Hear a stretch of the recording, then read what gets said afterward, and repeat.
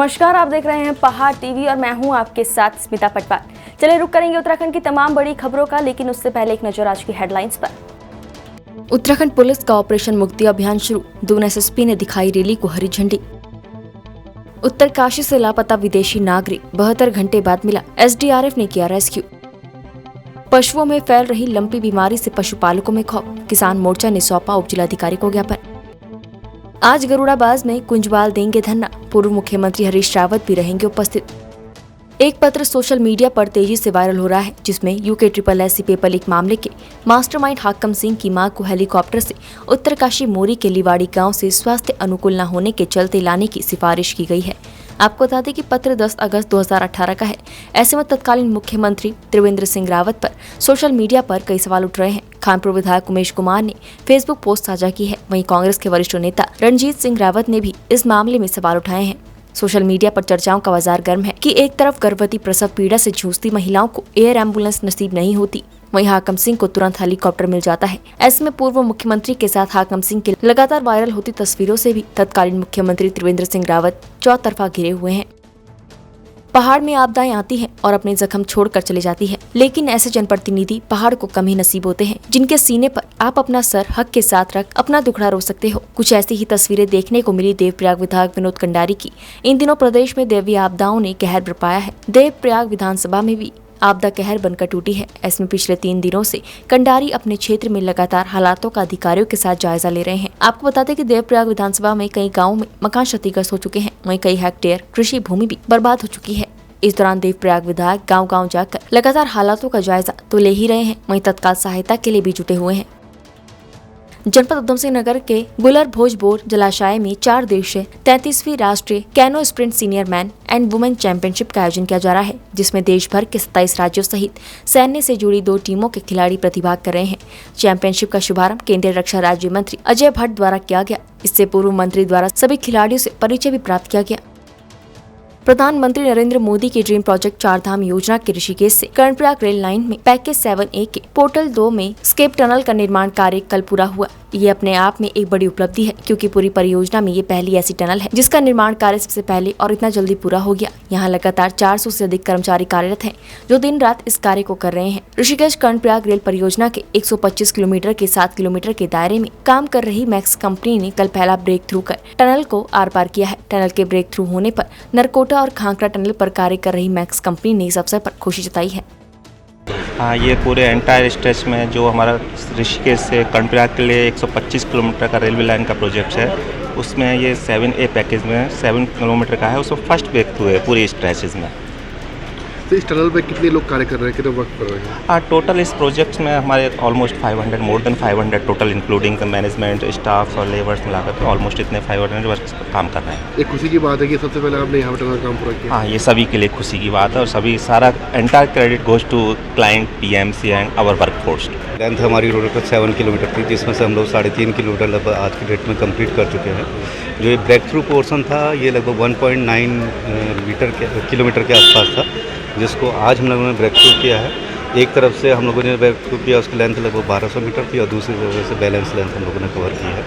तो ये प्रोजेक्ट का पहला ब्रेक थ्रू है और इसमें हमारे इंजीनियर्स हैं और हमारे जो एक्सपर्ट्स हैं और टीम है कॉन्ट्रैक्टर की, इसमें मैक्स और AECOM जो है कंसल्टेंट है, जो उन्होंने इसको पूरा प्रोजेक्ट को मॉनिटर किया है। तो कितना समय लगा इस ब्रेक थ्रू को? इस ब्रेक थ्रू में लगभग 521 डेज़ लग गए। मतलब जब हम लोगों ने इसको स्टार्ट किया था, तो उसमें पहले हमें फर्स्ट क्या करना पड़ता है कि 2 साइड से अगर हमें काम स्टार्ट करना है तो एक साइड से पहले प्रोटेक्शन वर्क स्टार्ट करना पड़ता है, टनल का प्रोटेक्शन, फिर उसके बाद हमें टनल के अंदर जाते हैं।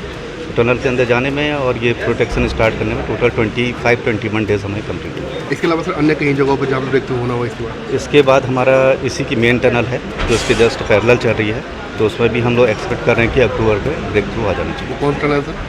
यही टनल नंबर 12।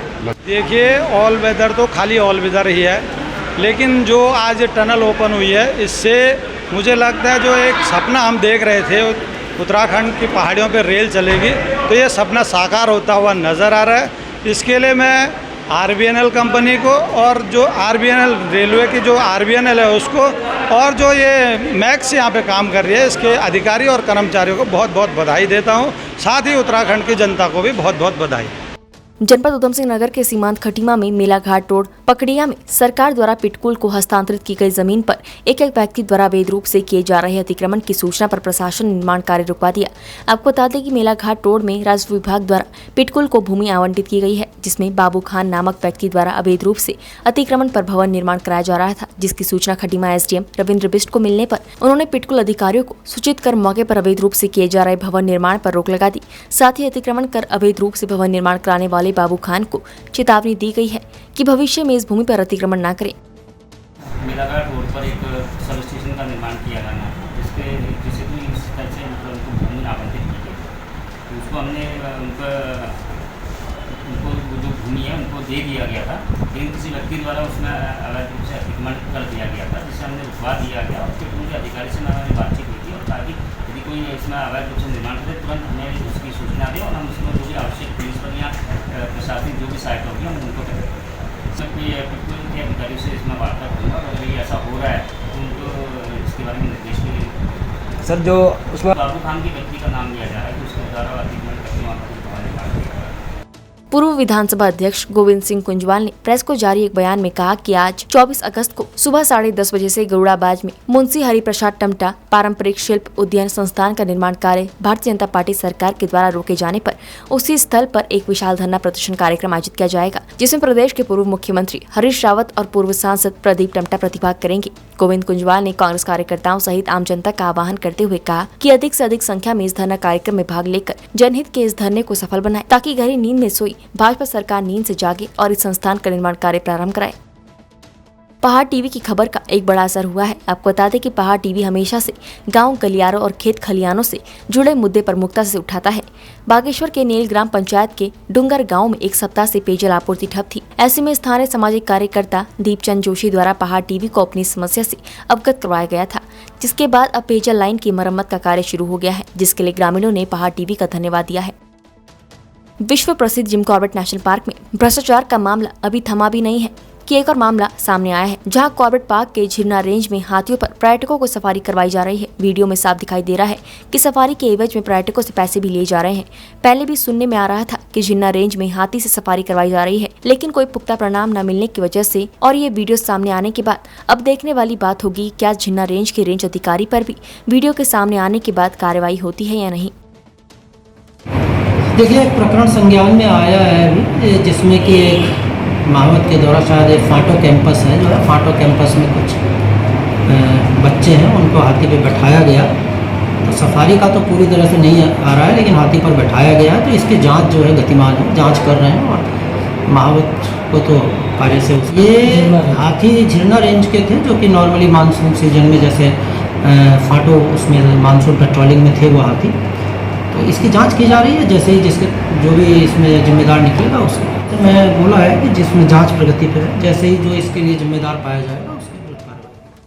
पशुओं में फैल रही लंपी बीमारी को देखते हुए डोईवाला के पशुपालकों में भी दहशत का माहौल बना हुआ है। हरिद्वार ऋषिकेश क्षेत्र के बाद अब ये बीमारी डोईवाला में भी अपने पैर पसार रही है। वहीं आज पशुपालकों ने डोईवाला के किसानों के साथ मिलकर उप जिलाधिकारी को ज्ञापन देकर इस बीमारी की रोकथाम के लिए कारगर उपाय करने की गुहार लगाई है। जैसे कि आपको सभी को मालूम है, एक पशुओं में बीमारी आई है जिसका नाम लंपी है।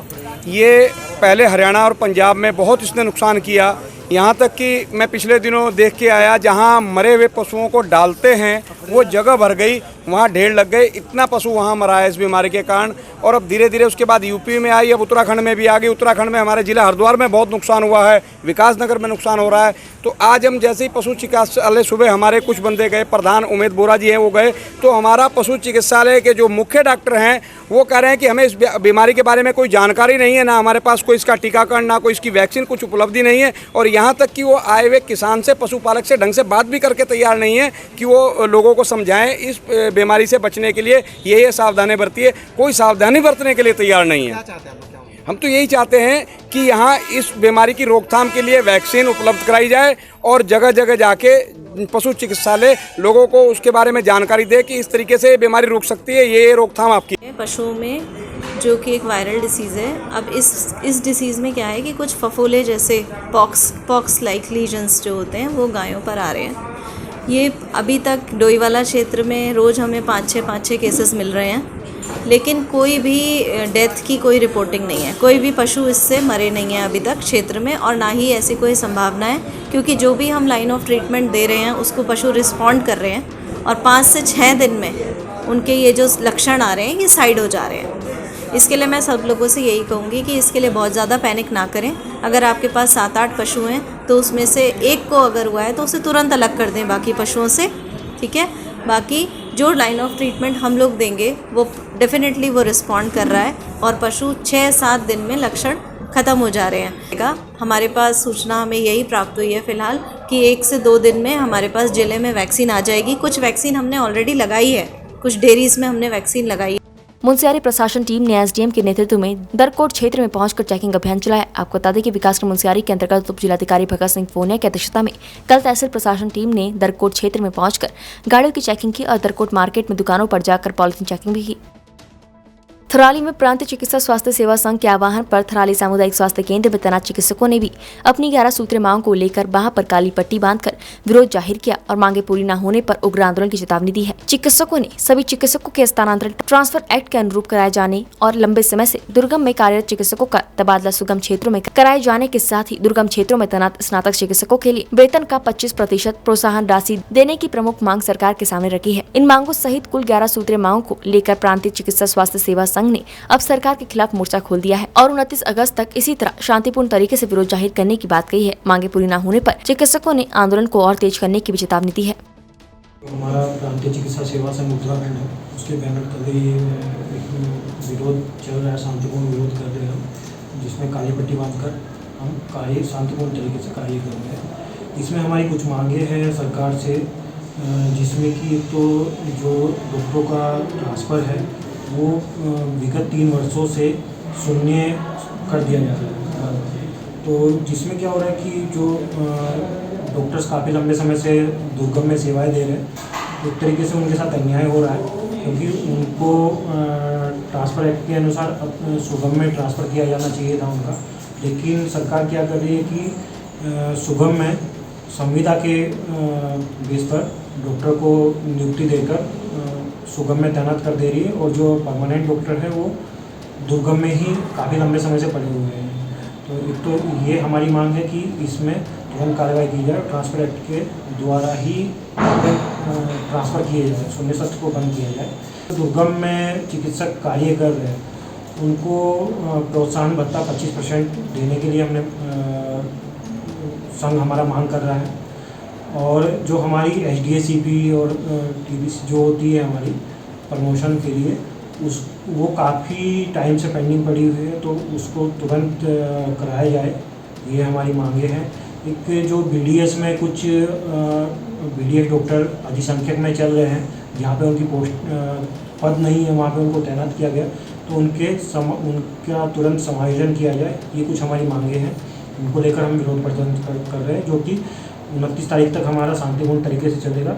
उसके बाद संघ जो भी फैसला देगा आगे के लिए, उसके साथ हम तैयार हैं। मांगे ये हैं कि 29 तारीख तक तो हम लोग शांतिपूर्वक विरोध करेंगे इसका, और जो 11 सूत्रीय मांगे हैं, जिसमें से ट्रांसफ़र एक्ट शुरू करना है और जो दुर्गम क्षेत्र में जो 25% बढ़ाने की जो बात थी, प्रोत्साहन राशि बढ़ाने की बात थी, वो भी शुरू करने की हम लोग आशा करते हैं। तो 29 तारीख तक तो जो हमारी जो संघ मीटिंग है उसमें जो भी निर्णय लिया जाएगा उसके साथ हैं। उसके बाद जो भी जो रिजल्ट वो बताएंगे, उसके बाद से हम आगे उसके जसपुर थाना क्षेत्र अंतर्गत धर्मपुर चौकी क्षेत्र के पुरनपुर गांव से एक बाइक चोरी हो गई थी। पीड़ित की तहरीर के आधार पर पुलिस ने तत्परता दिखाते हुए चोरी की बाइक के साथ 4 चोरों को गिरफ्तार कर लिया है और जेल भेज दिया है। आपको बता दें कि पुलिस की गिरफ्त में चारों आरोपी मुरादाबाद और बिजनौर के रहने वाले हैं, जिन्होंने जसपुर के गाँव पुरनपुर से बाइक चोरी की घटना को अंजाम दिया था। पुलिस ने कार्यवाही करते हुए इनके पास से चोरी की गई बाइक, घटना में प्रयोग की गई बाइक और इनके पास से तमंचे, चाकू भी बरामद किए हैं।